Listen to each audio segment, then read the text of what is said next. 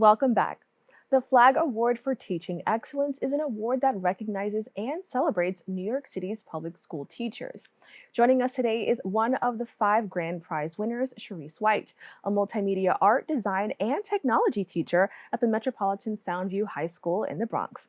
Cheriece, thank you so much for joining me.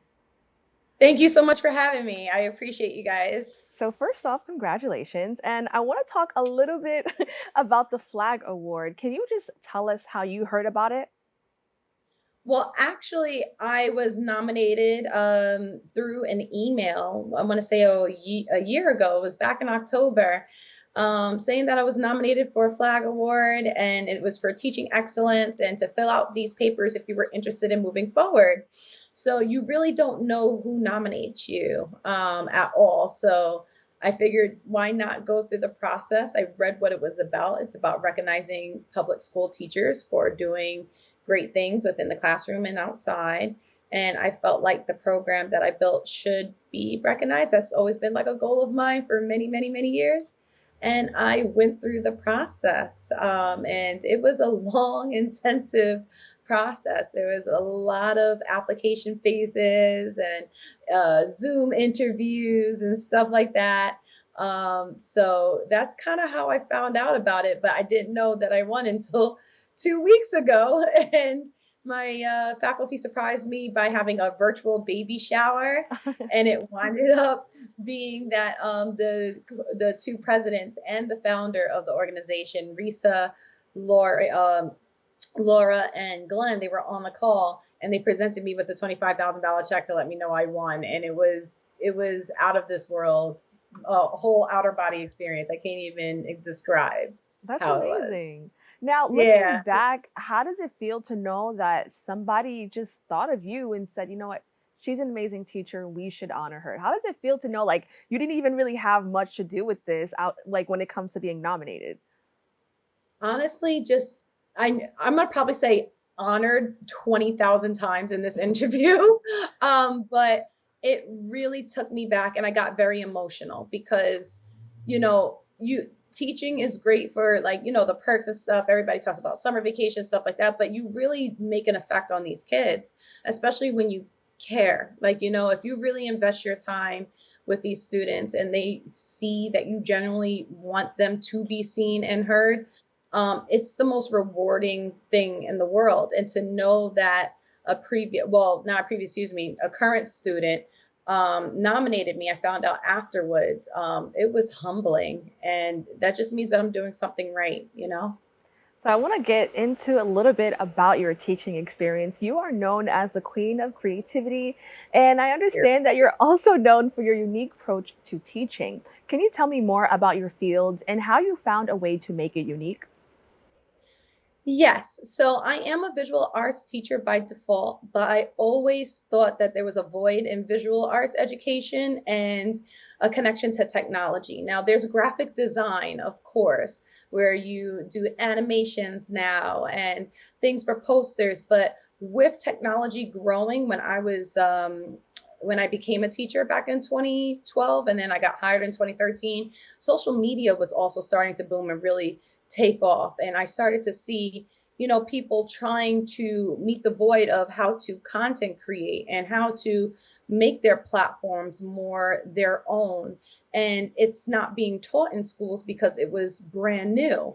So what I wanted to do was try to tie in skills that, we would need post graduation in this new world. So, how to build your resume, an infographic resume, how to do a hashtag commercial on social issues that you can start on Facebook, a platform there, YouTube videos. But how do you do the header? How do you create your blog site? Wix, how do you create a website for yourself? Those types of things were missing. And I really wanted to create a program that integrated iMovie and all of these new features. Canva started to come out some years later, Mhm. for our kids in inner city schools because it's tangible, it's free, and it's something that they can apply themselves to. Now, in addition to that, just in general, education has adopted a new normal. However, during the height of the pandemic, you used remote learning as a way to evolve yourself. Can you tell me about that experience? So that whole experience was super intimidating and scary, I think, for everybody, And we were given NYC DOE teachers were given, I think it was a crazy short amount of time. I think it was like 7 to 9 days to reconfigure your way of teaching, completely digital. And I honestly embraced that because I was a digital teacher and I had a whole bunch of computers. And my secret, though, well, everybody's gonna know now. Mhm. TikTok is amazing when it comes to inspiration and a community of educators coming together and saying, you know what can we do? What are you doing? What are you doing?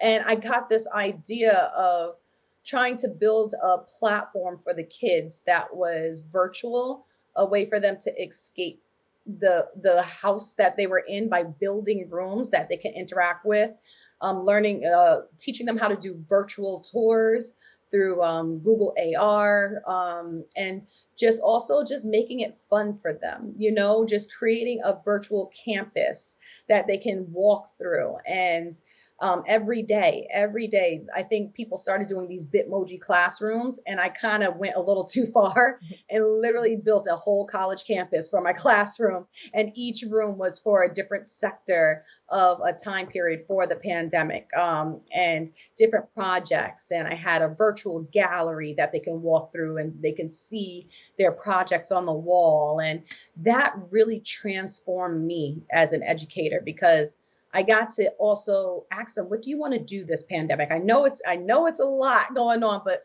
what do you want to do? What do you want to learn? And a lot of them, believe it or not, said, I want to know how to do my own business. I see on Wow. social media, people doing content creation. What is that? I want to do my own YouTube channel, and for purposes of not for themselves, but for their families and to help them out because people were losing their jobs during the pandemic and stuff like that.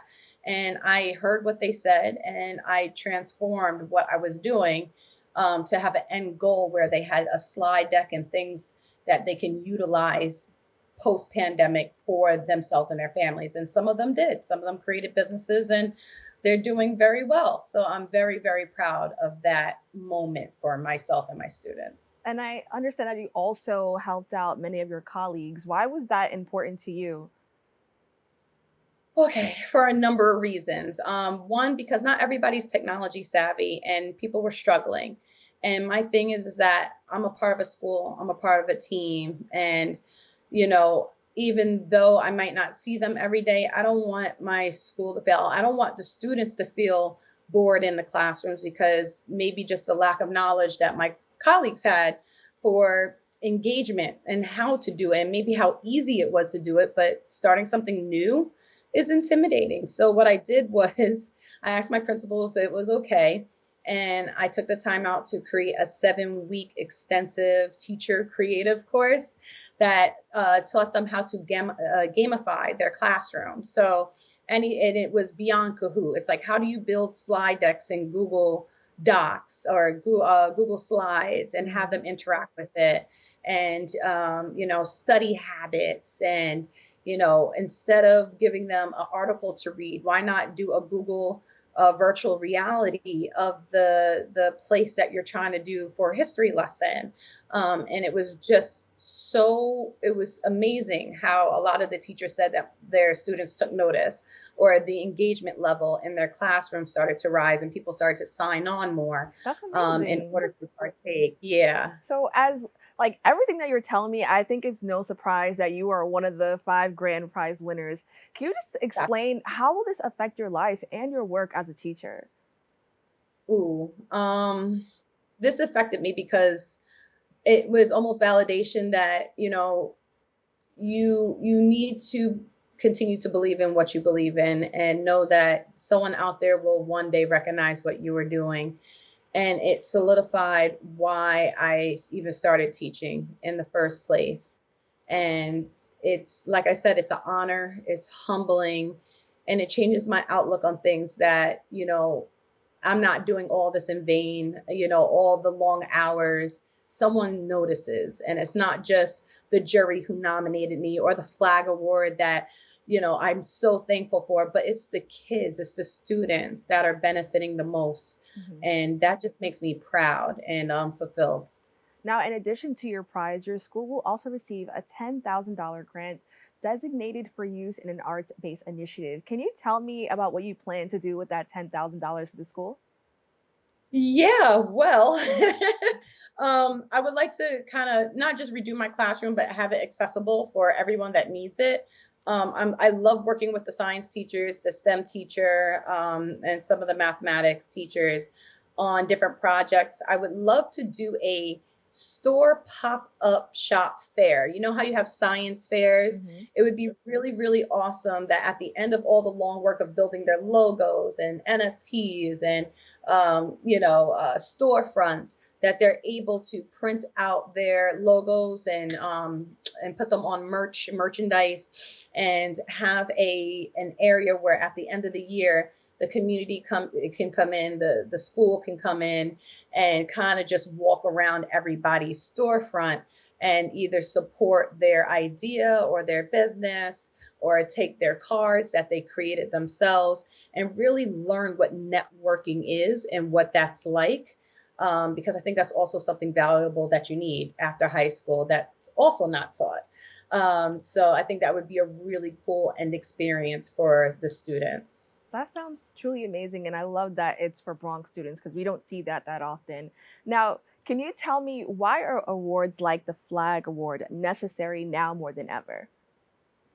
Because we are overworked. No, teachers are, I feel like we have sacrificed so much for this pandemic. And beyond that, we work outside the classroom on days that we're off or during the summer, and we're hardly ever recognized ever. And it's just almost like a faux pas, like you have to, this is your job, so you have to do it. But the Flag Award is something where when you're being recognized for all those hours, that pat on the back means something, and it goes beyond the monetary award that you get. It's really just the acknowledgement, and that's all we ask for, just positive acknowledgement. And I think that this is something that can be an incentive to a lot of teachers to continue to push forward and to have like an end goal and say, maybe I'll be the teacher that's recognized this year, or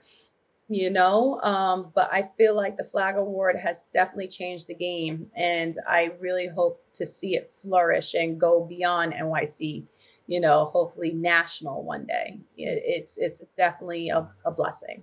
Well, that's amazing. And once again, congratulations. And thank you so Thank much, for you. joining us and talking about this. We really appreciate it. I appreciate you guys. Thank you so much again, and just have a great day. You guys are amazing. Okay, that's all for our show today. Thanks for tuning in. I'm Kibin Alleyne, wishing you and yours safety and wellness now and always. See you next time.